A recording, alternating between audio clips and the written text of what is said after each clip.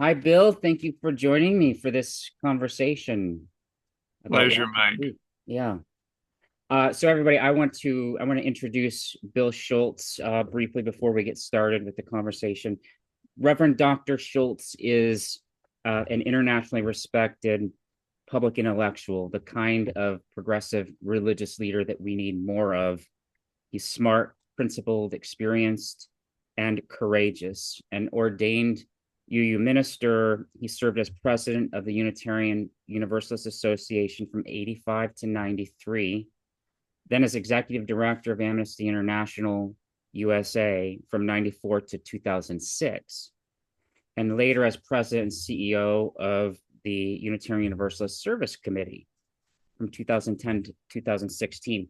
Bill's also been affiliated with the Carr Center for Human Rights at Harvard's Kennedy School and the Center for American Progress.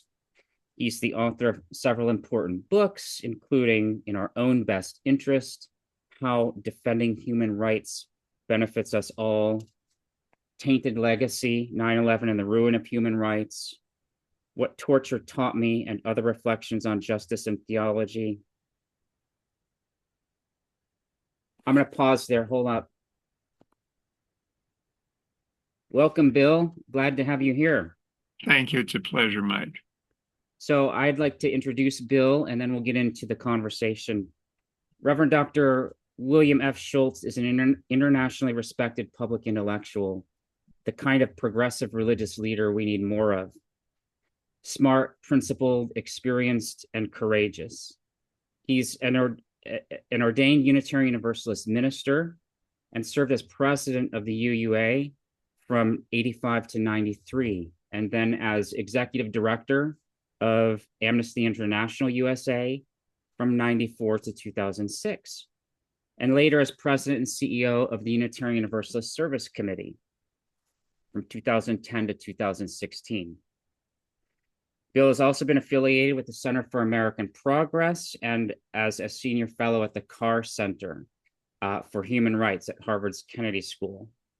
He's the author of several important books, including In Our Own Best Interests, How Defending Human Rights Benefits Us All, Tainted Legacy, 9/11 and the Ruin of Human Rights, What Torture Taught Me, and Other Reflections on Justice and Theology, Becoming Good Society, Why New Realities Demand New Rights, and most recently, a memoir, Reversing the Rivers, a memoir of history, hope, and human rights.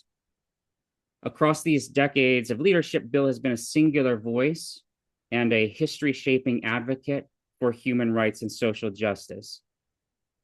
He is what I would call a prophetic institutionalist.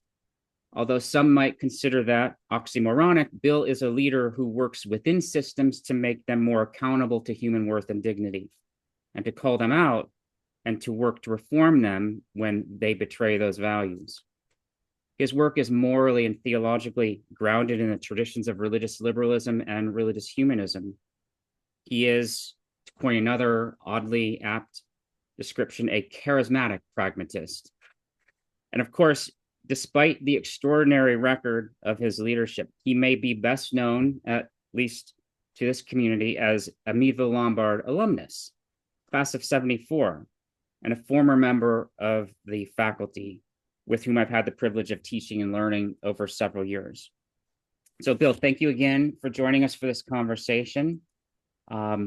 It's good to be with you and to have some time with you. Thank you for making the time. So I'd like to get started. You've had experience leading all kinds of institutions. I'd like to ask, I guess, first of all, about your years at Amnesty. You heard stories of torture, disappearance, and loss that most of us can barely imagine. How did sustained exposure to that kind of suffering shape your own sense of grief, personally, morally, and spiritually? Yes, well, thank you, Mike. That's an important, profoundly important question that I struggled with regularly because indeed, almost every day I was exposed to some of the worst forms of human behavior. I remember that only a week or two after I had taken up the amnesty position, I read about the Mujahideen in Afghanistan. I read in an Amnesty report that the Mujahideen were taking their prisoners and strapping them to corpses and leaving the prisoner, the live prisoner, and the corpse to rot in the Afghanistan sun. And I was struck then, as I was throughout my 12 years, at the coarseness, the horror that human beings could inflict upon one another. And I think one of the major challenges, not just for me, but for almost everyone in the human rights movement, is to not become inured, not to become insensate to those kind of horrors and tragedies. And one of the important imperatives, if you work in this field, is to take care of yourself and to recognize that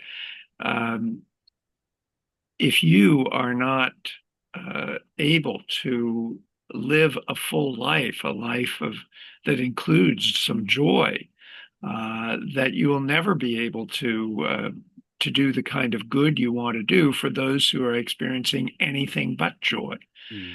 And there is a tendency among those who work for human rights to feel that if we don't keep working almost every moment of the day, literally human lives are at stake. But on the other hand, if we don't take the time to nurture our own well-being, we will be of no service to those human lives that are in jeopardy. So that was a fundamental challenge, to not become cold and indifferent, just emotionally cut off from feelings related to what we were hearing and to the grief that we had to experience, while at the same time making sure that we lived as well-rounded and as spiritually holistic a life as we could. Yeah. Yeah, I can't imagine. I mean, that's one story that you have about torture, and I know that there are many others that you've experienced and witnessed. It's hard to imagine holding that all this time. So how did witnessing that kind of cruelty affect your sense of humanity? Well, I suppose that the question I was most frequently asked as executive director of Amnesty was exactly that, namely, how do you retain any hope in the human creature, in the human future, in the face of this kind of behavior? And fortunately, I was also witness to extraordinary acts of courage and generosity of spirit. And merely the fact that literally thousands and thousands of people, Amnesty connected people around the world, were taking time out of their busy lives to do what they could to attend to try to rescue, in some cases, those who were in jeopardy. That was extraordinarily inspiring. And it was a recognition that we hold, well, as E.B. White said, every morning I awake torn between the desire to save the world and the desire to savor it. This makes it hard to plan the day. But if we don't remember the savoring and recognize that there is an immense amount to savor, then, as I say, we will not be robust enough to save the world. If we don't first love the world, what is the point of saving it if it's not worth loving? And so at the same time, I was able to engage with people who were displaying open hearts, generous spirits of extraordinary dimension. And that was important. The other thing I'll say is that I was constantly struck by the fact that those who were perpetuating these atrocities almost never acknowledged freely that what they were doing was horrific, was a violation of human norms. They often framed what they were doing, be it torture or authoritarianism, as indeed we're seeing today all over the world. They often framed it in the highest ideals, in terms of the highest idea. Why did they do that? Because they knew that what they were doing was at odds with the fundamental norms of human civilization, that what they were doing was outside those norms. I mean, it strikes me, why did Vladimir Putin claim that he was fighting Nazis in Ukraine? Why does Trump fear that he's going to hell? Twice in the last few weeks, he's speculated that he may be going to hell for his behavior. Why does Benjamin Netanyahu deny that Israel has been guilty of war crimes when anyone can see that that is the case? Well, the reason why does Xi Jinping call his torture camps re-education camps? Well, the reason is because they know that what they're doing is at odds with the fundamental norms of human civilization. And what that says to me in the face of all these atrocities is that those norms are still prevailing, even though they are at enormous risk. So that too was a source of sustenance for me. So, I mean, would you say that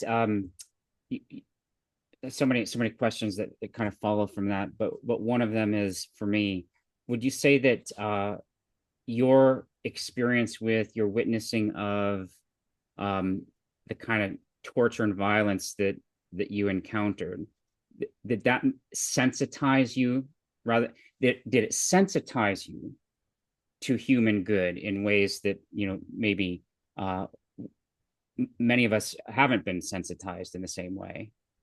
Well, I certainly can't compare myself to other people. What I can say is that those instances of what you've referred to as human good are so refreshing and so welcome and so critically important that, yes, they do stand out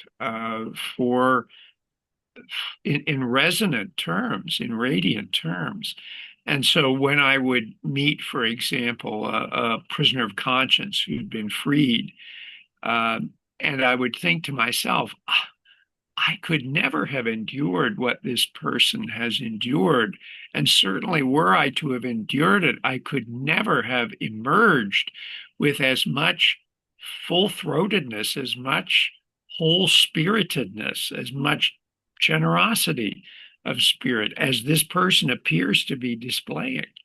And so to meet folks like that, who had endured in some cases years and years of imprisonment, unjust imprisonment, sometimes, yes, torture of various kinds, couldn't help but be inspiring. And I would often kind of say to myself, look, if they can go through that, the least that I can do is to be a spokesperson for these values. I mean, my life is not in imminent danger, but I have access to vehicles in which I can articulate the values that folks like this are living, have embodied. I remember one of our staff people who served as the deputy director in the Chicago office, actually, was a remarkable woman from Guatemala. She was Guatemalan. And her two children, she had 4 children, and her 2 little children had been disappeared by the Guatemalan military. They had been literally kidnapped, stolen from her house one night. And she had spent years, of course, searching for them. But the result of that was also that she decided she was going to be as effective a human rights activist as she could. And she and her husband and her 2 remaining children came to the United States, and she hooked up with Amnesty, and she would go anywhere in the country to talk about her experience, to talk about her children, to talk about Amnesty, to talk about other prisoners of conscience. And she had decided to channel that grief into a remarkable career of courage and uh, inspiration to other people. So yes, absolutely. Yeah. Um, so earlier when you were describing some of our current authoritarian leaders and um, their references to or their attempts to create justifying stories or rationales for their authoritarianism and their the injustices that they oversee. You referred to the motivation to that kind of storytelling or deception. You said is evidence of social norms still prevailing and being in place.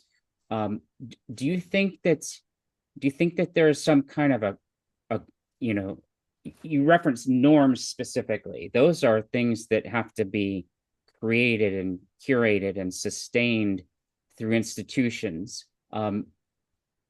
So do you think that that's all that's holding the world together, or do you think there's some kind of an inner human sense of like a compass that's calibrated to an ultimate good or an absolute good? Well, you're the theologian, Mike, and I'm not going to speculate about an absolute good. That becomes too Platonic for my taste. But I do believe that the human community has gradually, over the generations, built and continues to build a set of norms and values that the human community has found to best govern over the long term, to best govern society, nations, and international relations. And those norms are embodied in a whole variety of places, but for my purposes, they're embodied in a whole set of human rights treaties and covenants and conventions. And yes, you're absolutely right. They don't effectuate themselves magically or without a continuing commitment to them. But I would also say that, and perhaps this is a matter of faith, but I think I could also point to a whole set of examples of it, that while fear beats hope in the short term, human beings can't live by fear alone in the long term. And it's not surprising to me that all of the leaders I referenced and many others almost always appeal to fear. They try to frighten people.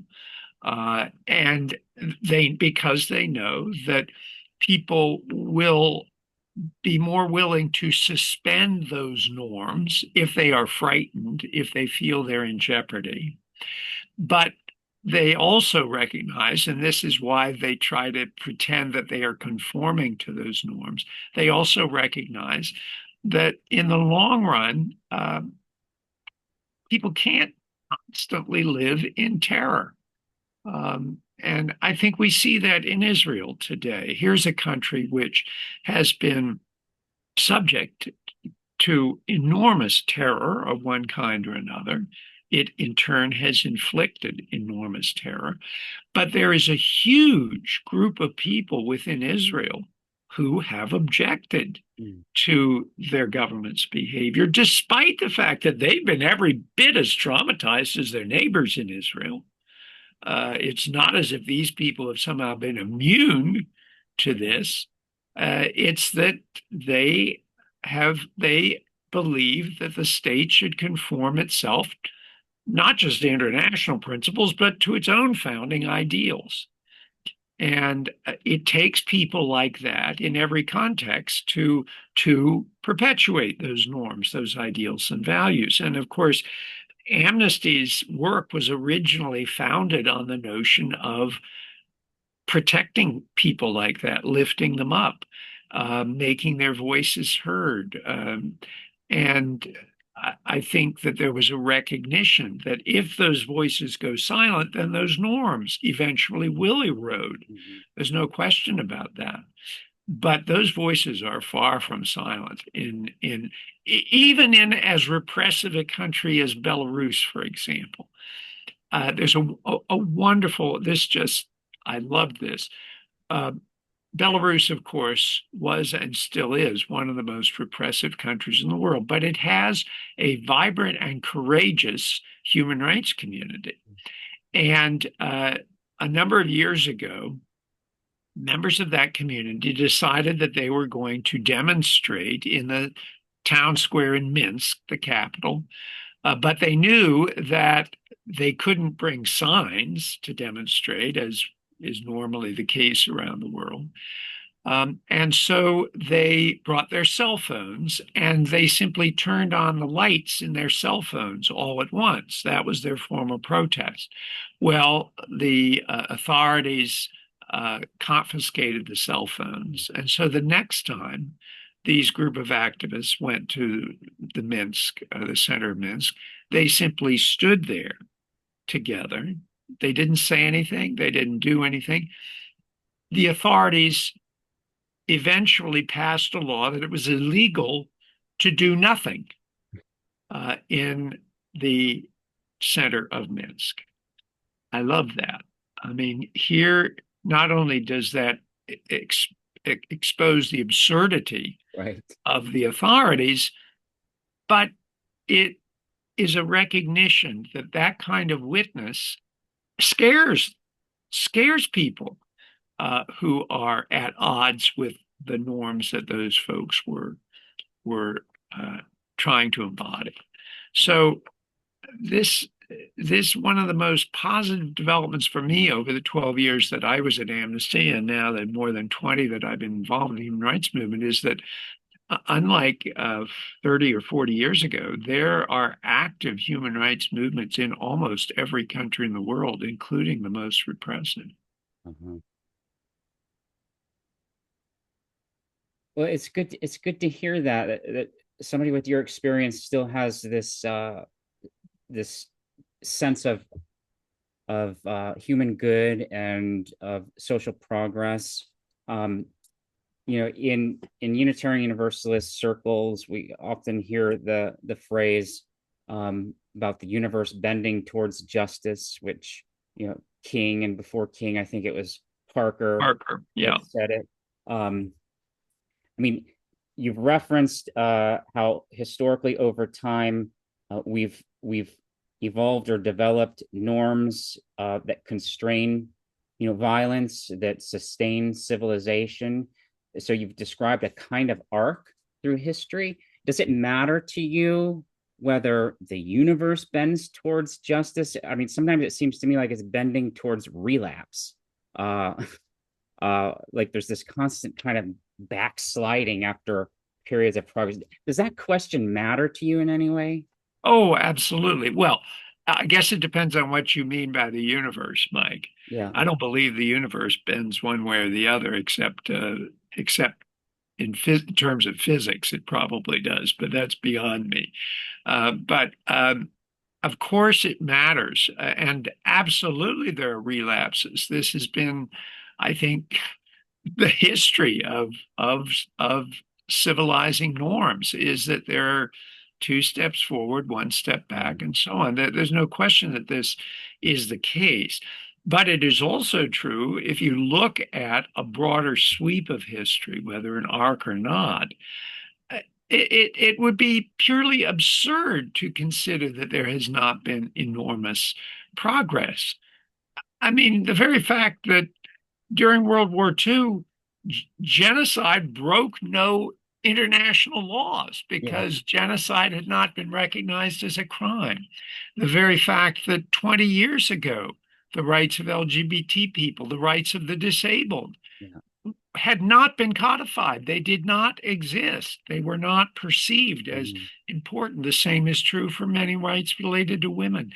I mean, I could go over, I could cite example after example that the broad sweep of history has been in a progressive direction, at least with regard to human rights. This doesn't mean that in the long run, this will prevail but it may not prevail, but it would prevail either because of climatological disaster or nuclear disaster. But in terms of progress around social norms and how we live together, um, which is basically what human rights embody, a description of the good society, a description of how good people live together well.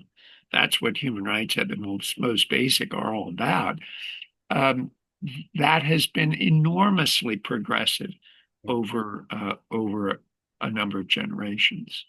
So if we look back at the sweep of history, we can see progression, two steps forward for one step back, which means the steps forward are kind of winning in a certain way. A lot of folks that I talk to, and in my own personal experience, like I feel like to me it feels like no question we're living through a backwards step right now, step backwards, a decline, a relapse.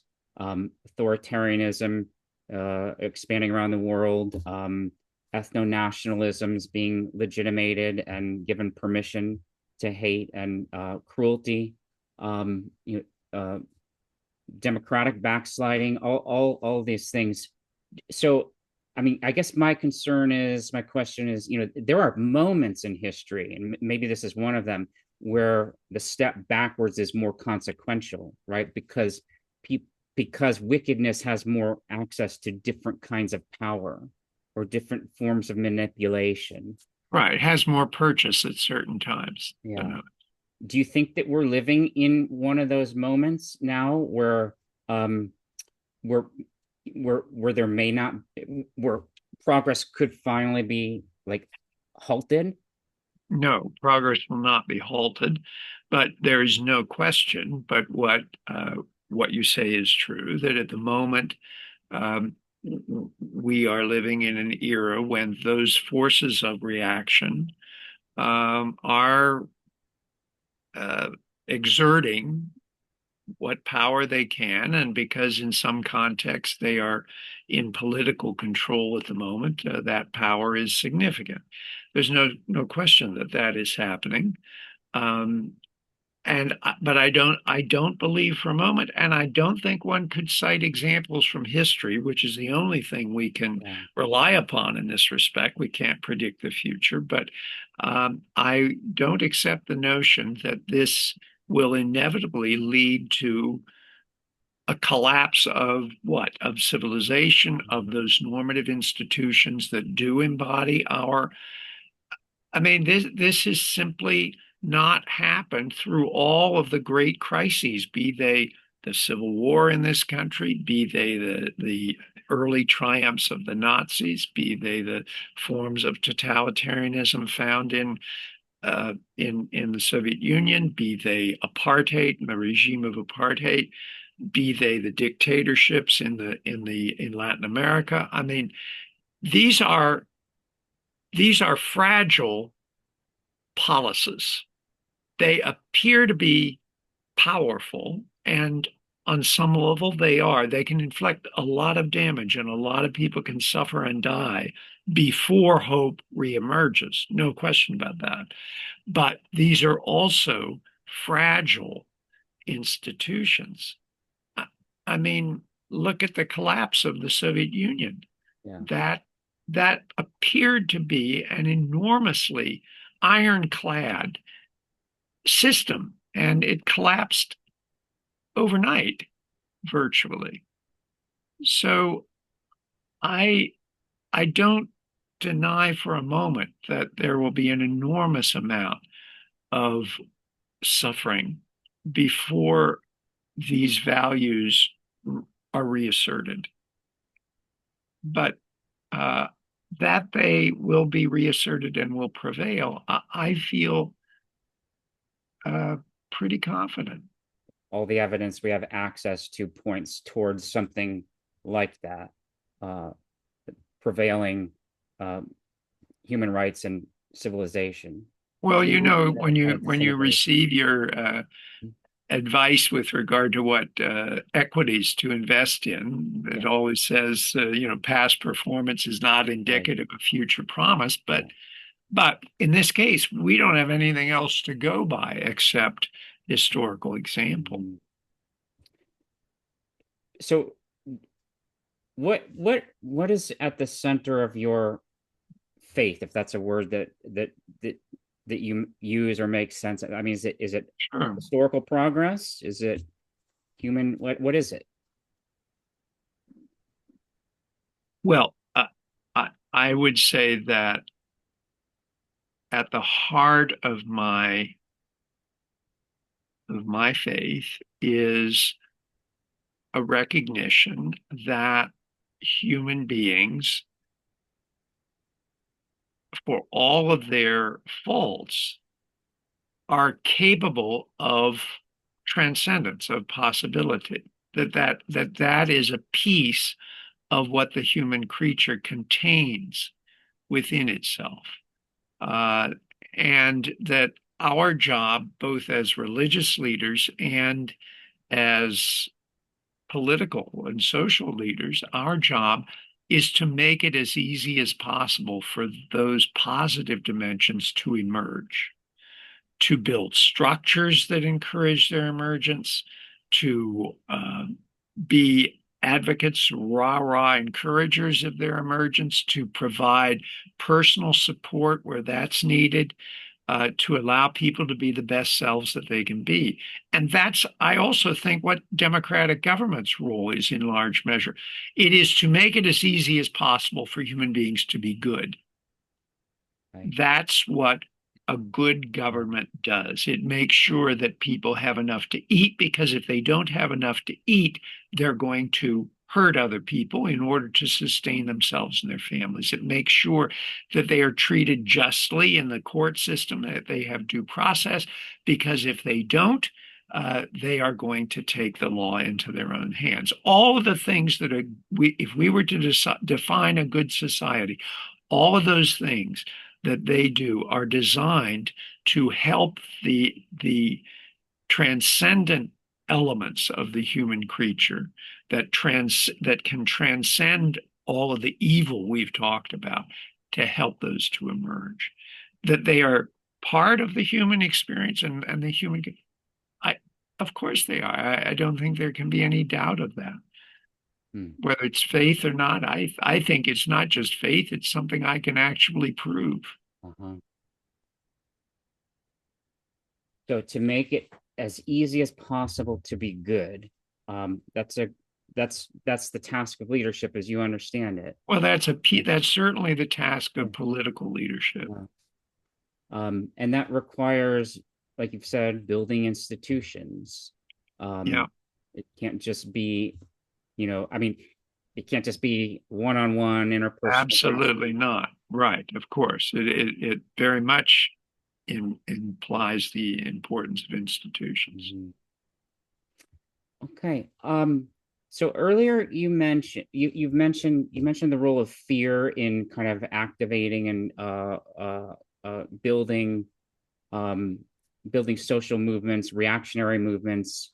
Often authoritarian figures are using fear to consolidate power.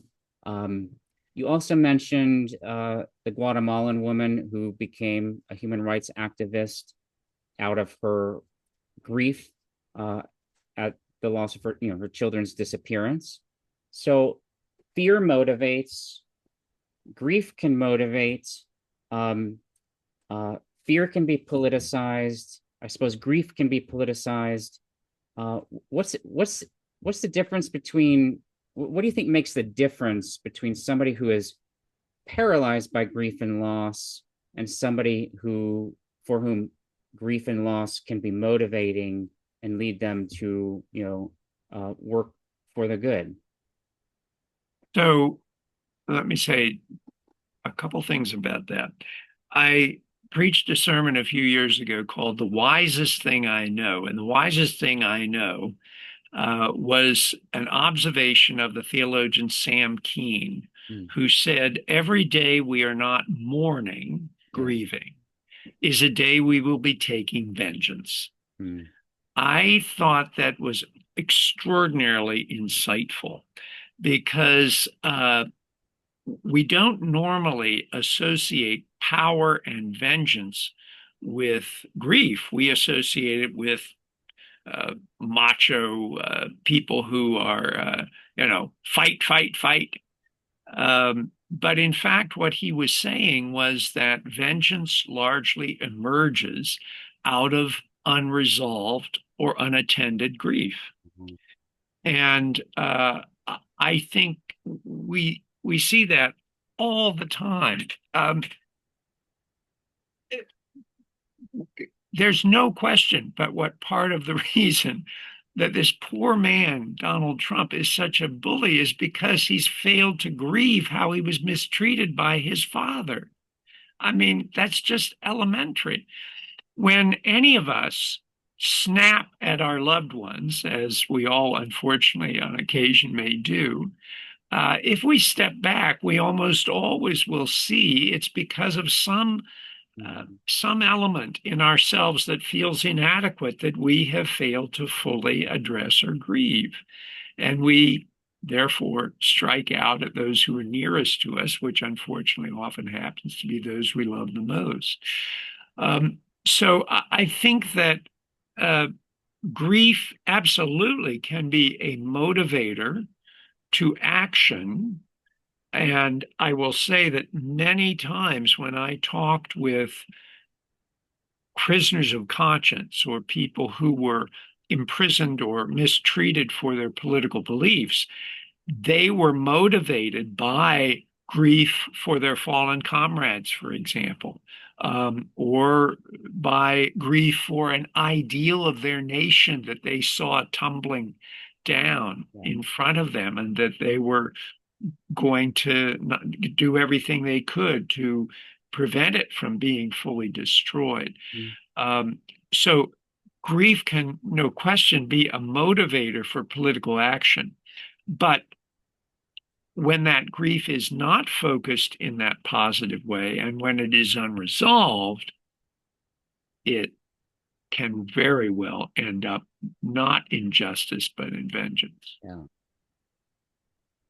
So, scaling that concept out or that idea out, uh, in some cases, at the individual level, at the psychological level, sometimes grief is unresolved because we can't grief is sorry loss is unresolved because we've lost sight of the loss, or somehow we've repressed it to the point that it's Right. invisible to us in some way.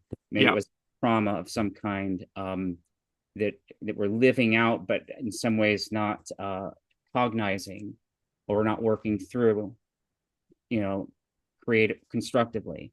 And I think that also works at the social and the national scale too, Yes, it right? does. So, I Absolutely. mean, thinking about U.S., in the United States history, there's a whole bunch of work being done by our, reactionary, and far right, folks to basically rewrite history, right? I To don't know if you can hear me, Mike, but I'm afraid you're frozen. So that Sam Keen quote is really, really powerful. Every day that we're not mourning, we're likely to be working for vengeance of some kind. Yes.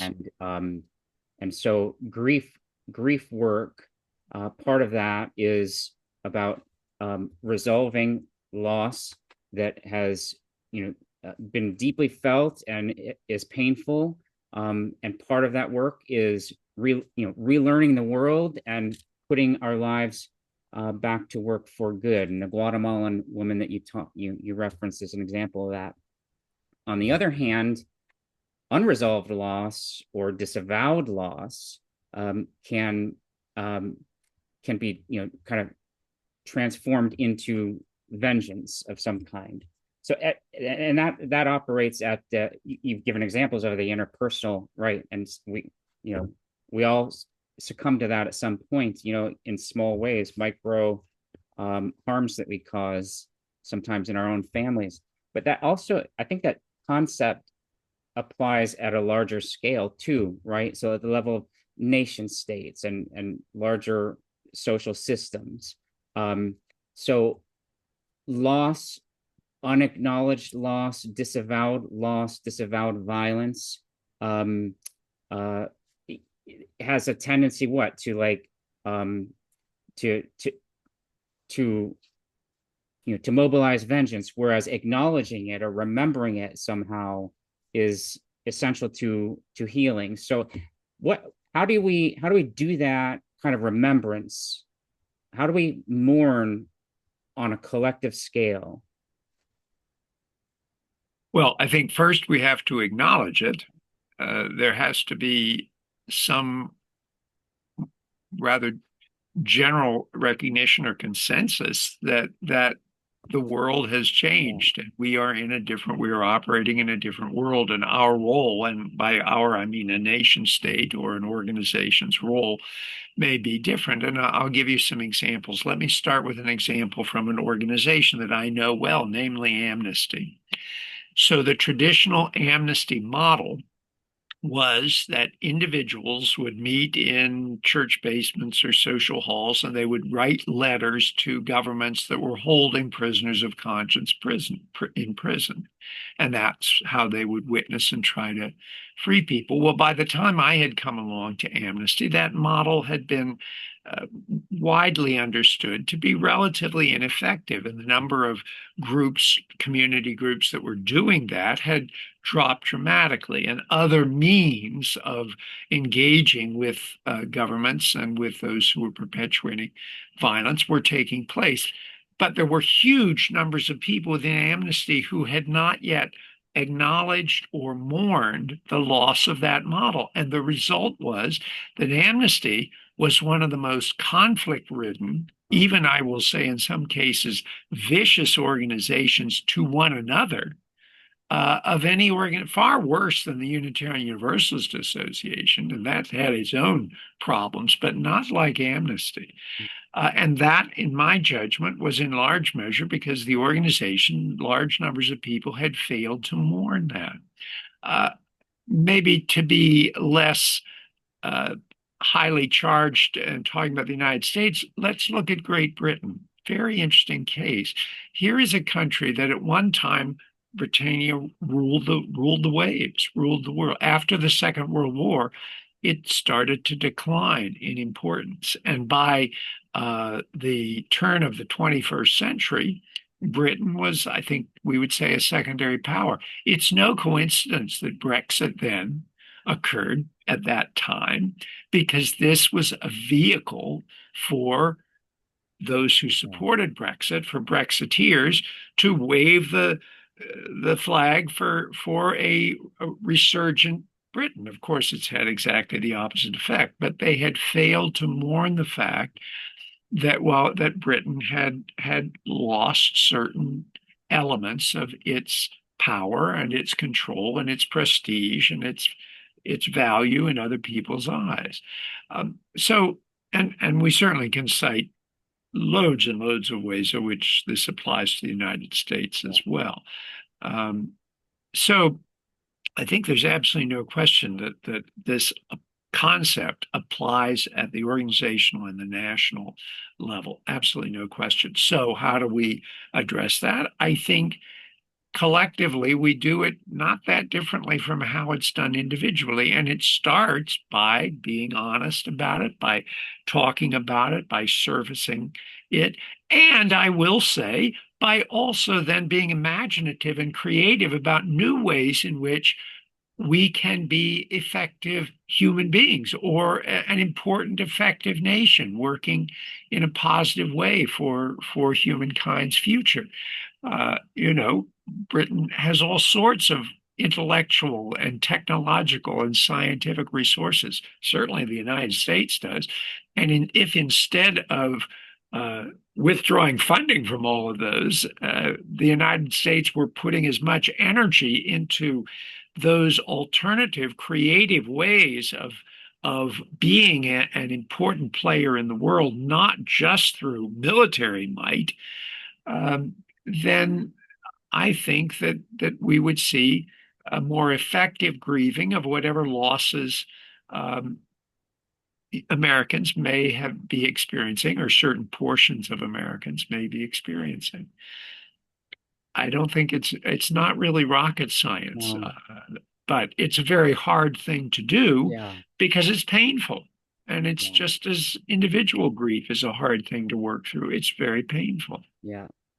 Um, all right. So some of the most maybe politically effective, um, spiritually activated work that we can do if we care about um, our country and the future of democracy could be to help develop means for mourning and for acknowledging loss, for avowing loss, and mourning and grieving that loss at a collective scale, finding ways to do that.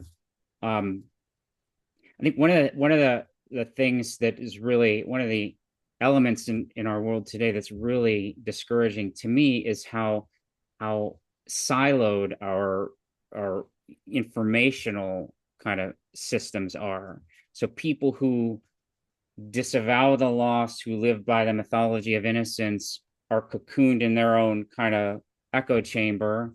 And those of us who think that we're not cocooned in an echo chamber or living by a mythology, it's hard to develop the connections of, like, how do you get everybody to pay attention?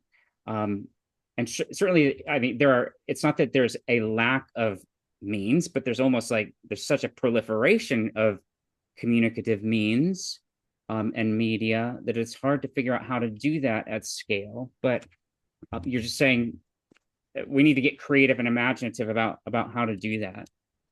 Yeah. Well, everything that you say is absolutely true. It's very hard to do it in practical terms, Yeah. not just emotional terms. But I guess I would say a couple things. One is I've been impressed. You probably are familiar with Arlie Hochschild's work, Yeah. uh, and the way in which she has tried to help articulate those grievances and griefs of what a group of people in this country who see themselves as having been disenfranchised, as having been, and therefore for whom Trump is very appealing. And I think that that's an important step. It often is. It often is presented as a zero-sum alternative to continuing to stand for your own values. And this is a real problem. And frankly, I think it's a problem within Unitarian Universalism because the moment anyone expresses any understanding of those grievances, they are seen as somehow betraying Right. other values. And that is not a helpful way for a religious institution to actually engage with the world and be a positive force. Um, so I think that's a piece of it. I also think that political leaders have an important role because they have a bully pulpit, because they can reach far more people than we can. And I think these recent elections are showing examples of political leaders who have tried to reach across these divides and with apparently some success.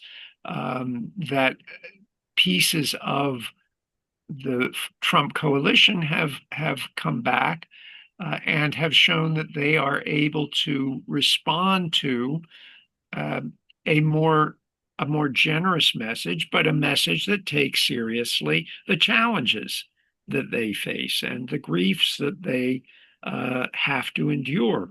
As simple a grief as, can I pay for my family's food or health care or whatever it may be? Those are enormous grievances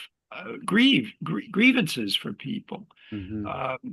And appropriately so. Every human being, at least every healthy human being, wants a better life for their children than they have themselves. That's just part of the way in which that civilization moves itself along. And if that is seen as not being available, then naturally that's a frightening situation. So I think trying to articulate what another person is feeling, Yeah. having politicians who are able to articulate that without giving up their values, without sacrificing their fundamental values, welcoming people, attempting not to stereotype people. Mhm. Um, when we remodeled our home here in Gloucester a few years ago, we hired a contractor. Now, in general, this is a world that politically is not aligned with myself, but this particular contractor had a master's degree in linguistics. He spoke Spanish fluently. He had been in the Peace Corps, and he had intended to follow a field with his linguistics work, but he recognized he could earn a lot more money being a contractor. But he was enormously open and progressive and generous hearted. And any stereotype that I would have made about him was quickly exploded. And I think that to the extent to which those of us in our own liberal cocoons can make ourselves accessible to others in a way that truly hears them, that's Yeah. important and positive. Yeah, I've certainly seen and experienced that, the dynamic you're describing of kind of like I talk about is developing an empathic imagination and Yeah, yeah, empathically crossing over into another person's life experience to the extent possible as kind of the basis for cross-cultural, cross-political conversation and relationship building. But yeah, that is often, I mean, I think that in our progressive circles, contemporary Unitarian Universalism, that kind of thing is regularly seen as a kind of as betrayal, right? right, right, It's because whatever loss and grief someone in, for instance, MAGA might be experiencing or not, maybe hasn't worked through, um, is illegitimate. right. That's one of those. Maybe that's just as the myth of American innocence needs to die, in order for us to, at the level of our national kind of our national identity, to work through our history realistically. So on the smaller scale in progressive and liberal circles, the myth of purity, ideological purity, needs to die. So there's work to do on that front as well. And I suppose it takes people who are willing to be courageous and set an example for how to do that in a way, like you said, that doesn't compromise their values. Yeah.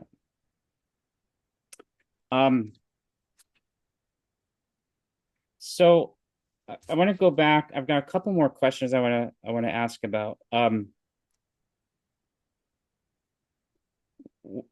I guess one, going back to institutions, and then we'll end with some kind of a theological question.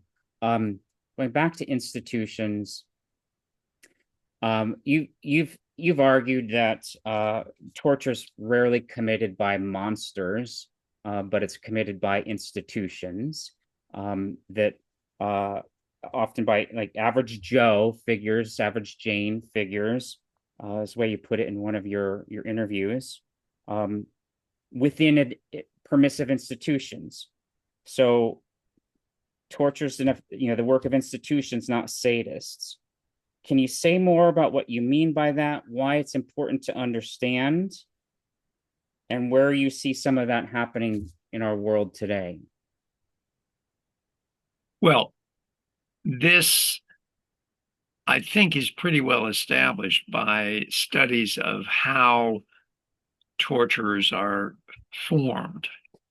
And in fact, the truth is that those who score low on the MMPI, or those who are outside the normative range in terms of mental health or behavior, do not make good torturers because they don't follow orders. Mm. And it's sort of like the military, at least theoretically, weeds out those who have severe mental illness. And presumably the police should do that too, though they don't always do it successfully by any means. But the point is that uh, individuals who are relatively normal, um, like all human beings, are malleable. They can be shaped by the context in which they find themselves, by the leaders, by the opportunities, by the rewards, by the offers of impunity. All of these things appeal to all of us in our own fashion. And we're fortunate that most of us are not put in contexts where the goal is to build a torture, to create a torture. But that this is something that can be done relatively easily. And I don't mean by this, I don't mean anything as simple as any human being can become a torturer. That's not true. Of course, there are many, many people who would resist this, but a full dynamic for someone who is looking for a job, looking for meaning in their lives, like structure, responds to strong leadership, wants to be well paid, all of these things. This is not, therefore, it is not all that difficult to create a context in which one's most aggressive impulses, thanatos, as it were, are encouraged and sanctioned and rewarded. So that's what I meant by that. Now, where it's going on today, I mean, maybe Amnesty now knows that, but I'm sure it is going on in all sorts of contexts, but they're not ones I'm privy to at the moment. Yeah. I mean, even here in the United States, for sure. I think an example of that, I live in Chicago. I live near Broadview, the Broadview Detention Center, where immigrants and refugees are being held. And it strikes me that ICE is an example of the kind of dynamic that you're talking about. There are folks looking for work, looking for ways to express aggressive energy, thanatos, and ICE has become an institutional vehicle or vector for that rewards that publicizes it, turns it into kind of an influence campaign, makes celebrities out of folks like that. So I think that's a perfect case example of what you're talking about. Yeah, and I think, absolutely. Yeah. So this institution shaping work, I mean, I guess this is why at the beginning I referred to you as a prophetic institutionalist, because you understand that and really have made a life commitment to shaping institutions, as you put it, that make it easier to do human good and that restrain or hold evil accountable. And that's I think that institutional work is deeply prophetic and activistic. But there are a lot of folks in my circles that wouldn't see it that way, right? And so there's teaching and learning on that front that needs to happen. I think for sure. All right, so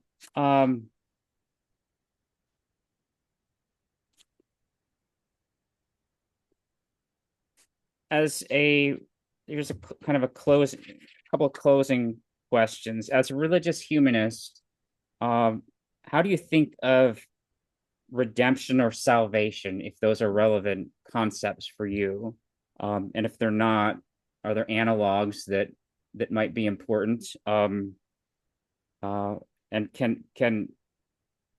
what does grace look like?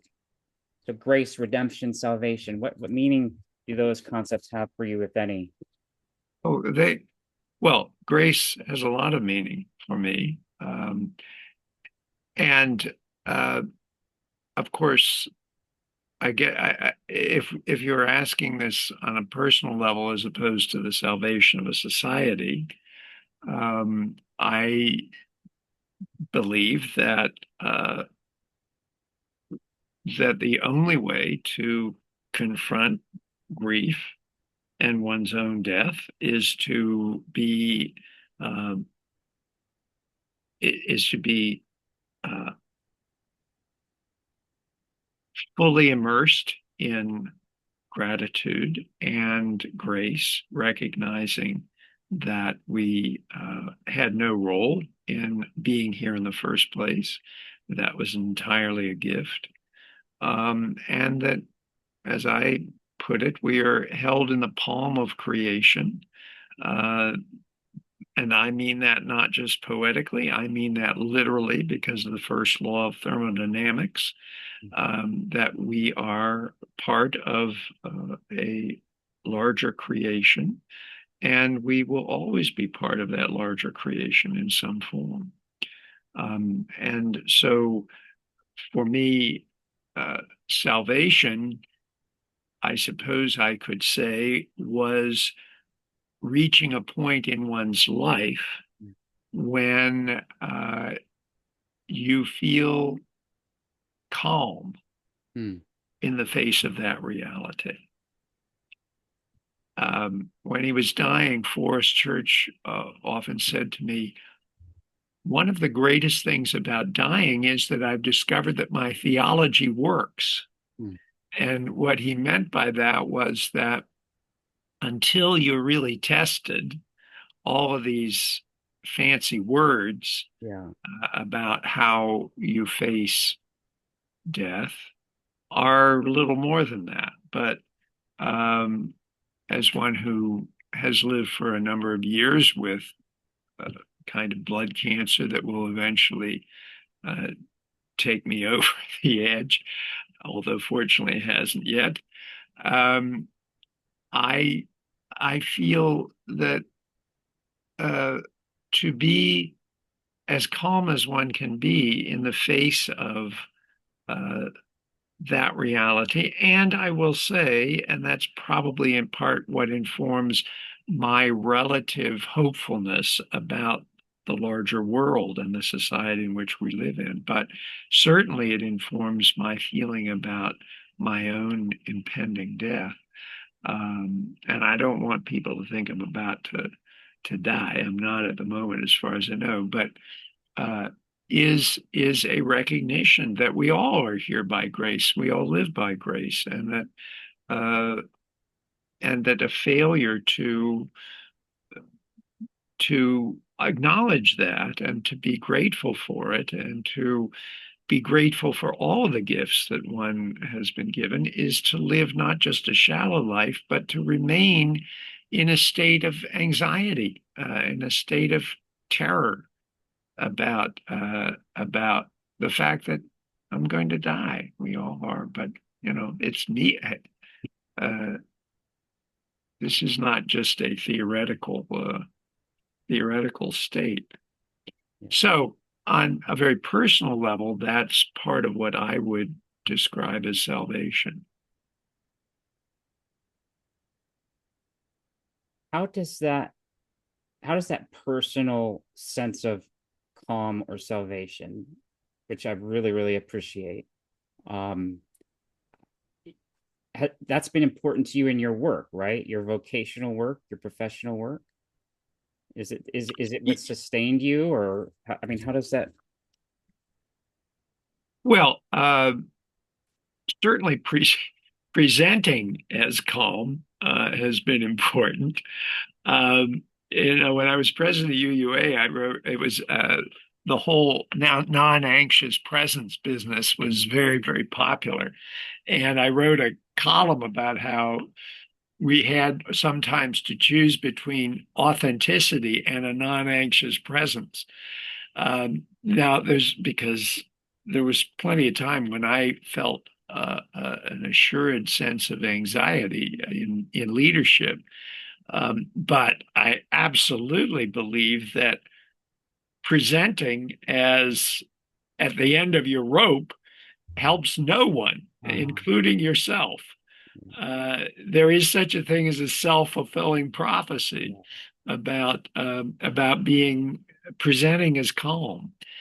Now, when it comes to what I was just referring to, it's not good enough to present that way. You have to really feel that deep inside you. Mm. But in terms of my professional career, yes, I mean I can remember in the 40 years that I ran institutions, I think it is fair to say that I can only, at least it's fair to say, I can only remember one instance in which I significantly raised my voice in some business context. Um, I tried very, it's not that I wasn't, I mean, people knew when I was irritated or angry, but it did not, it was not useful to feel that things were falling apart to act as if you felt that things were falling apart at the seams, even if you did feel that way. Yeah. So, of course, that kind of calm or presentation of calm is important in a professional context. And it takes practice, like you say, and discipline and self-awareness. Um, and it helps when that's uh not just theater, but it's really genuinely rooted in something Absolutely. Yeah. existential. Yeah. Well, let me What was that little verse? Don't sweat the small stuff. It's all small stuff. huh, And certainly in running institutions, that's true. Everything that the vast majority of things that appear in the moment to be big stuff are rarely as big as they I appear. haven't heard that, but I love that. Yeah, Um, yeah. all right, closing question. So what brings you joy these days in your daily life? You know, I am an inveterate tourist, and I am so because I find the world an absolutely fascinating place. And I can be intrigued by and engaged with almost anything that is new to me and appreciate many things that are not new. So, what gives me joy beyond, of course, my love for Beth and the really rich and rewarding and relationship we have, as well as my love and engagement with a wide circle of friends. Those are, of course, the most important things that give me joy. But what also gives me joy is simply to be as fully engaged in the world as I can. When I was a kid, growing up in Pittsburgh, I was exposed in one way or another to people from other countries. I had an uncle who was Danish. My uh, grandparents had strong connections with the Netherlands and Germany.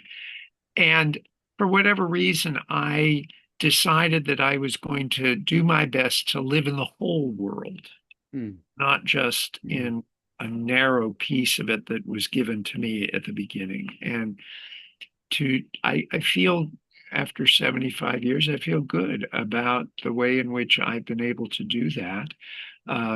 We hope in April to take our final, probably really demanding large trip and uh, to go to Australia and New Zealand, but also to Samoa and Fiji, which will be my two last countries to get me to 100 countries. Wow. And that's a little game I play with myself. But on a more modest level, I just I keep putting one foot in front of the other to be engaged with the world in as many ways as I can. And these days, often that takes the form of wandering around and trying to be attentive to the glories and graces and radiance that makes itself known if you're looking for it with open eyes. Oh, that's beautiful. Um, I said that was the last question, but I have another small question Okay. that's not as deep, but what are you reading these days? Yeah, who are you reading? What are you reading? Well, I try to read both something serious and something relatively frivolous at the same time. Right now, I've just started the new biography of Thomas Wentworth Higginson, for example. That's the serious one. While at the same time, I'm reading a book about Bobby Fischer's last chess match against Boris Spassky and all the machinations involved with that. So my reading is pretty eclectic. I mean, I spent enough time reading for professional reasons. So I try to always have, usually often it's a novel, but to have a novel going, but also to have something more serious going. But I don't. I'm sorry to disappoint you and say I don't read much theology Uh, anymore. I don't either. Okay. Okay. Yeah, much more political theory and philosophy these days Yeah. for Yeah. me. Yeah. Right. Um, Bill, thank you so much. This was Pleasure. really Thank you, Mike. I'm happy to have you use this in any way you think will be useful. okay. I admire you very much. Always have, and you've lived a really impressive and uh, just an impressive and a good life. And I Well, look up to thank you you. for lots of reasons. Thank you. Yeah. Very sweet. Thank you. Appreciate it. And I hope all that Meadville is lucky to have you, and I hope that they treat you well and that you are rewarded for your presence there. So, Thank you. all right, very good, Mike. All the